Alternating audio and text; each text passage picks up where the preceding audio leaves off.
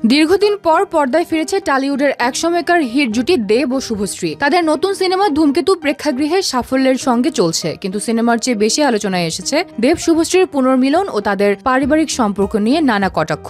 বিশেষ করে দেবের বর্তমান প্রেমিকা রুক্মিণী মৈত্র ও শুভশ্রীর স্বামী রাজ চক্রবর্তীর নাম জড়িয়ে অনলাইনে ছড়িয়েছে কুরুচিকর মন্তব্য। সম্প্রতি এক সাক্ষাৎকারে এসব বিষয়ে প্রশ্ন করা হলে রুক্মিণী বলেন, আমার অনুভূতি একদমই খারাপ নয়। 2025 সালে দাঁড়িয়ে এখনো যদি কেউ এমন দৃষ্টিভঙ্গি পোষণ করে তাহলে আমরা আসলে মানসিকভাবে অনেক পিছিয়ে। আমরা সবাই পেশাদার, পেশাগত কাজের মধ্যে ব্যক্তিগত সম্পর্ক টানা খুবই অপরিপক্ক মানসিকতার পরিচয়। তিনি আরো যোগ করেন, ধূমকেতু এতদিন পর মুক্তি পেয়েছে, দর্শক ভালোবাসছেন, এটাই বড় কথা। আর দেবকে আমার কাছে কখনোই ক্ষমা চাইতে হবে না। যারা আমাকে চেনে তারা জানে আমার দৃষ্টিভঙ্গি কেমন।